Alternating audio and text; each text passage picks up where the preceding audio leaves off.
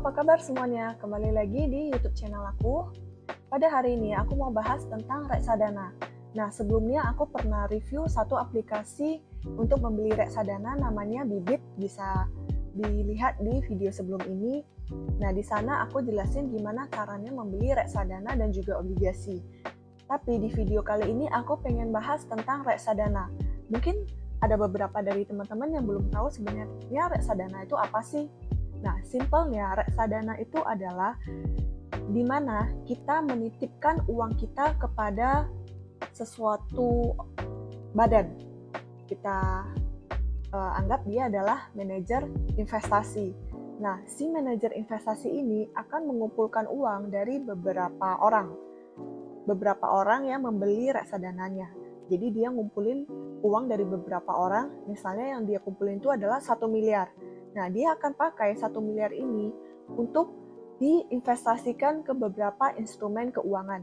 Manajer investasinya ini akan menganalisa kira-kira mereka akan memakai uang ini untuk diinvestasikan kemana, ke produk-produk yang mereka rasa baik dan menghasilkan return yang oke.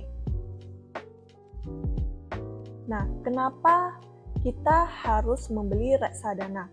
Sebenarnya nggak harus ya. Kalau misalnya kita bisa investasi sendiri, itu akan lebih baik daripada kita membeli reksadana.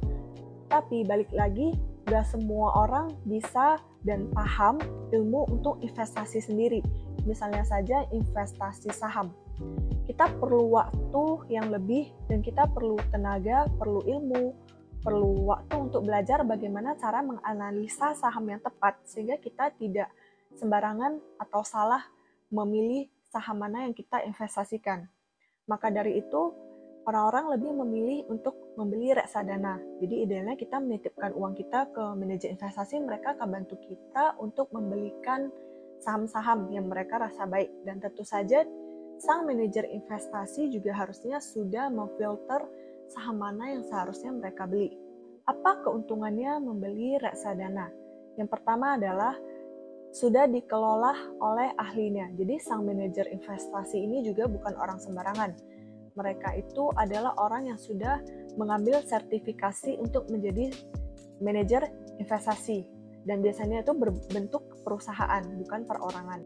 Yang kedua adalah investasi reksadana itu lebih terjangkau.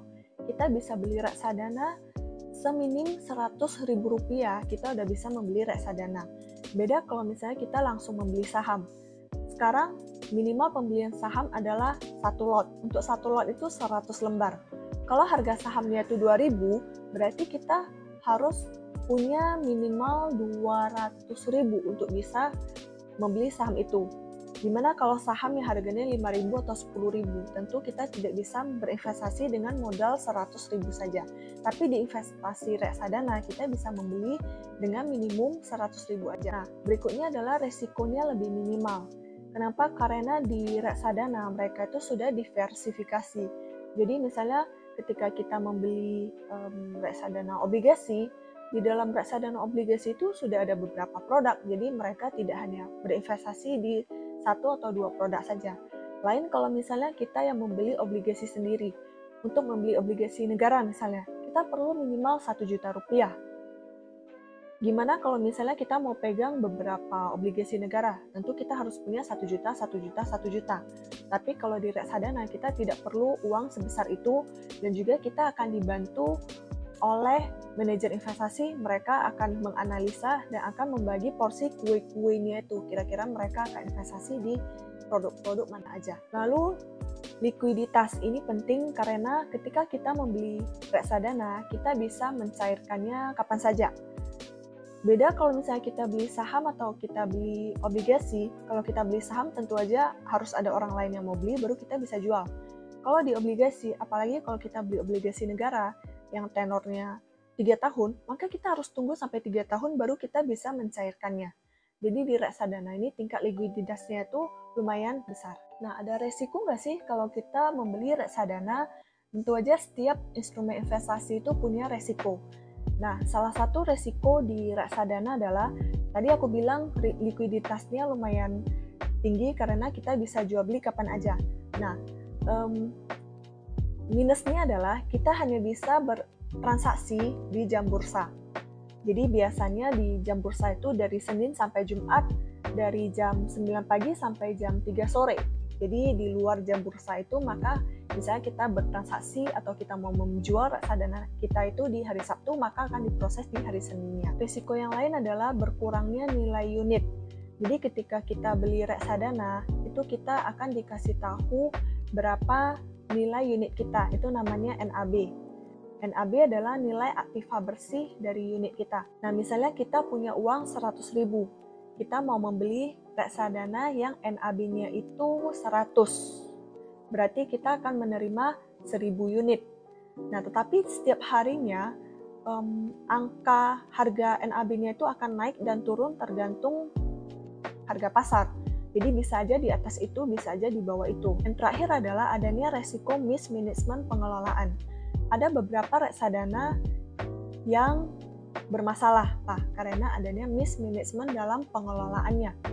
Ada beberapa reksadana yang menggunakan uang kita untuk membeli saham-saham gorengan misalnya. Nah, itu adalah risiko-risiko yang harus kita hadapi kalau misalnya kita membeli reksadana.